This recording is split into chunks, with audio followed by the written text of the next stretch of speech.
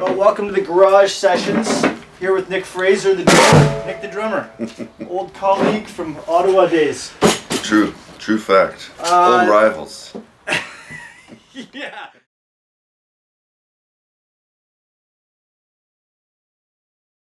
I wanted to stress, as I always do, the importance of playing slow tempos. An exercise that I got from an old teacher of mine, Chris McCann, and later I was able to study with Jim Blackley, who sort of also was very encouraging of this exercise. The exercise is really just playing slow time on the ride cymbal. So look, around here. So we're gonna go 1 triplet, 2 triplet, 3 triplet, 4 triplet, 1 triplet, 2 triplet,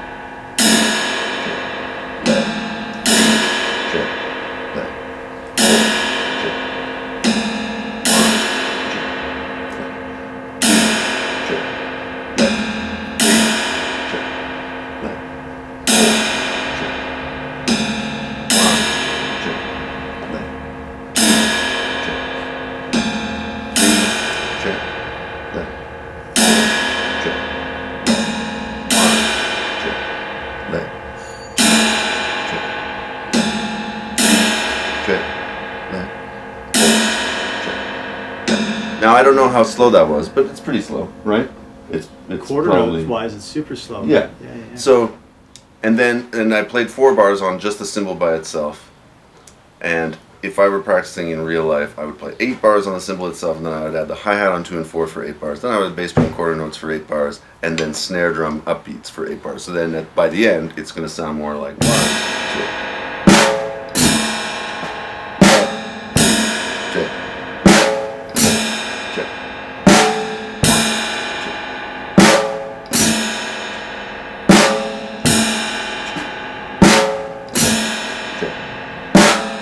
So one of the ideas behind that is to just expand your tempo range, a lot downward, and really feel the beauty of the spaces between those quarter notes.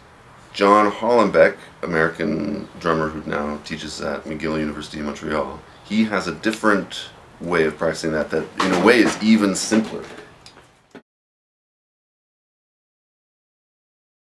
Now, I have a slightly unconventional view about metronome use. I very much support it, but I also support practicing an equal amount without the metronome, especially as drummers, because especially when you're practicing time playing, I think it's important to internalize as well as externalize with the metronome. So the way John does it is stylistically neutral because it's just a pulse. And so he'll put the metronome at like say 20 or 25 beats a minute. He has a set of syllables that he uses, so it's taki ta taki ta taki ta taki ta taki ta taki ta taki ta taki ta taki ta taki ta taki. So it's almost like you're playing you could think of it as a swung dotted quarter note. You play the downbeat off from the metronome, and you subdivide in groups of 9. So, and you just play a pulse. So,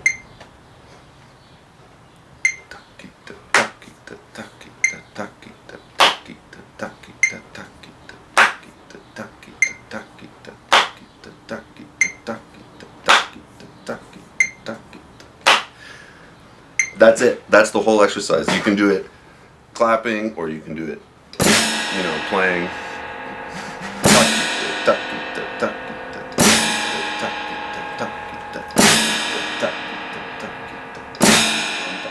You can do it for 5 minutes. It's a very simple but not easy exercise, and it really, for me, helped me slow down and really feel the pulse. And I've noticed with students, when they do it consistently, then problems with rushing and dragging tend to be alleviated somewhat. So when you were clapping the downbeat. I'm clapping the downbeat, and then the Metronome is on the upbeat. So it's like 1 and 2 and 3 and 1 and 2 and 3 and yeah. 1 and 2 and 3 and it doesn't have to be that. That's just as it was shown to me by Hollenbeck. You could think of it, if you wanted to practice it more evenly, you could have 8 beats and the metronome just being on the offbeat, Right. So 1 E and a 2 E and a 3 E and a 4 E and a 1 E and a 2 E. You know what I mean? You could. For some reason, I like the fact that it's slightly off kilter, the rhythm, like it's not even. I like that it's. Yeah. So the concept, I guess, is to sort of let the player be accountable for the space. Yeah, exactly. But in a different way than if you put the metronome on the downbeat. It's taken that sort of foundation away from you. You have to provide where you're feeling the time. Mm-hmm. And I mean, I've done that a lot at faster tempos too, working with the metronome. Just thinking of it, playing a tempo, finding a tempo where this very slow pulse is represented in another pulse. So. Or as part of a faster tempo, if that makes sense. So.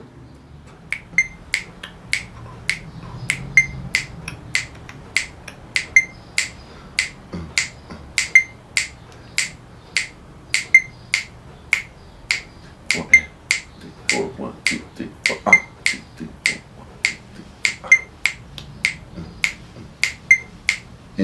It's easy to get off, as you can see. Right?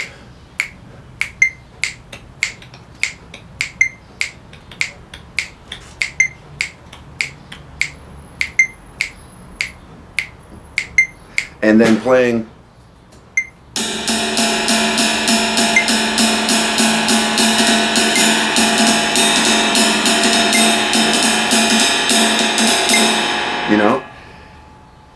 Just playing quarter notes. If you can play quarter notes with the and of 4 as your only metronome hint, I think you've accomplished something. Yeah. Like, it's also kind of more fun. It's like an you're making it a bit more interactive. Yeah. I think. And yeah, it's stretching that. Like, I mean, as I was saying, I also encourage practicing of time playing without a metronome. Definitely, I think it should be 50-50. So what would so that I totally agree with that. What would your concept then be in terms of the awareness? Like, so you work on this kind of an exercise in a few different ways, and then you sit down. There's no metronome going. How do you evaluate yourself? Other than you could record yourself, I guess. But how do you know in the moment that is that something you found you just get a better sense of internally? I think when you're practicing those very slow tempos, you build some trust in yourself. Like, I've noticed a lot of students playing that first exercise, the slow ride cymbal exercise that I teach. They'll start, and they're starting at a very slow tempo. They're going 1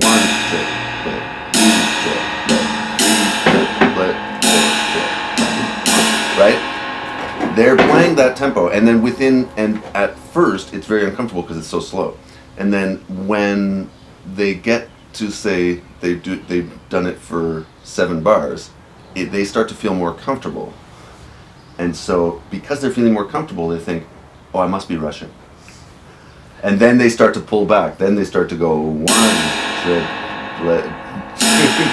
They start to pull back because they think they're rushing, but in fact they're not. They're just getting more comfortable with the tempo. You know what I mean? And so being conscious of those mental processes, that can only happen by doing that a lot, playing those slow pulses a lot, building that trust in yourself and your confidence. So the first one you demonstrated was like a 9/8 or like triplets in a 3/4. You could think of it a couple different ways. Are you talking about on the cymbal or the one with the takita? Yeah. That one. Yeah, you can think of it as a 9/8 or triplets in 3/4, and the metronome is kind of the upbeat.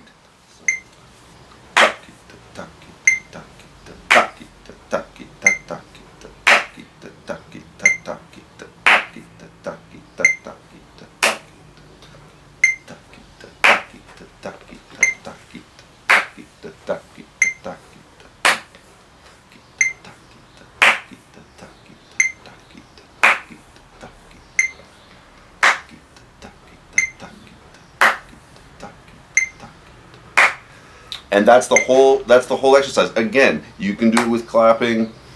I've seen a video of Hollenbeck doing it, and he does it just quarter notes on all four limbs. So he's going.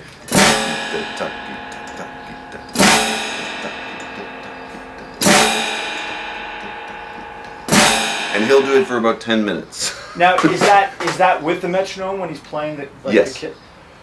So, what would the next step be in terms of like maybe an application to build on that exercise, like something simple that then maybe, I don't know, like an independence thing or way. Well, I really think of that exercise, especially the one that is just totally stylistically neutral, just playing quarter notes with a metronome off the beat very slowly for a long time. I think of it as more meditative and more sort of noticing, are my limbs landing together every time? Do I wander?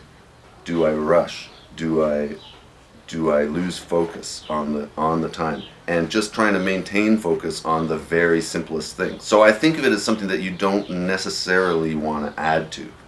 I think of it as something that you might want to just have, and then when you go to play music, kind of let it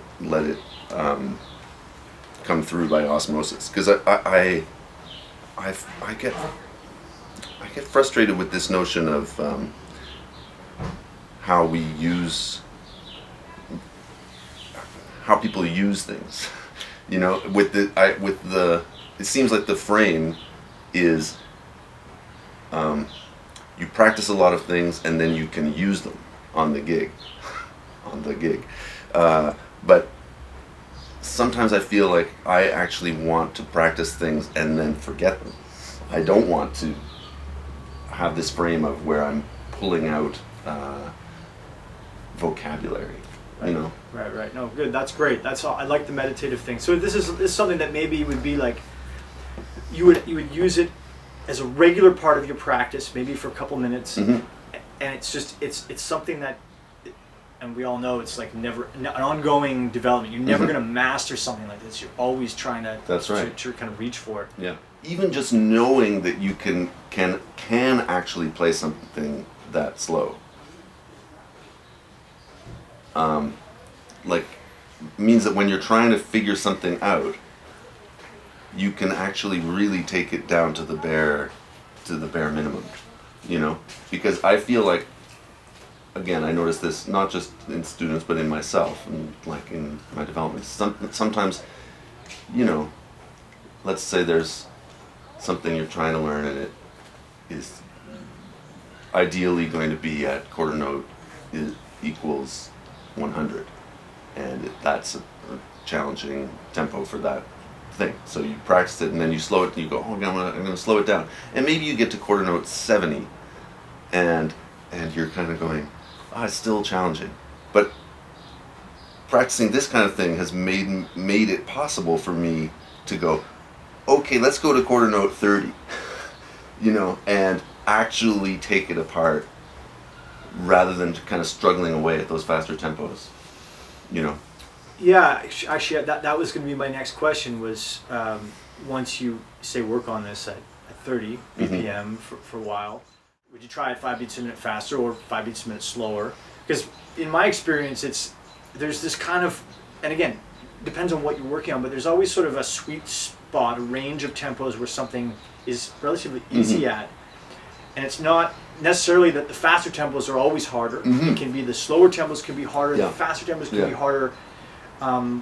Sometimes it's just the way you're thinking about it that you need to shift. So it seems to me this is something you want to practice within a range, but there's a point at which it's no longer the point of the exercise. Exactly. And I mean, it's amazing. You know, we were talking about our studies with Bruce Becker, and it's amazing the specificity of tempos that he lays out for his various exercises. Like, and it's because the move might, you know, it's going to give you something, but it's only going to give you something if you do it at that given tempo. You know, that's where the thing is revealed, right? I really like the idea of like this meditation thing, you know, like not that it's going to be developing. You use vocabulary. I think I was going to say language. You know, that's it's necessarily going to the focus is not to develop new language, but it's something that may bleed into a lot of different things that you're doing, because it's an internal thing. It's an internal thing, and you're again addressing the core of what happens when you hit the drums. Like, am I doing this pulse justice, and am I making a nice sound, and when I intend for my limbs to land together, do they land together? Like, very basic sort of principles of drum reality, you know. Totally. And also, you know, being with your thoughts.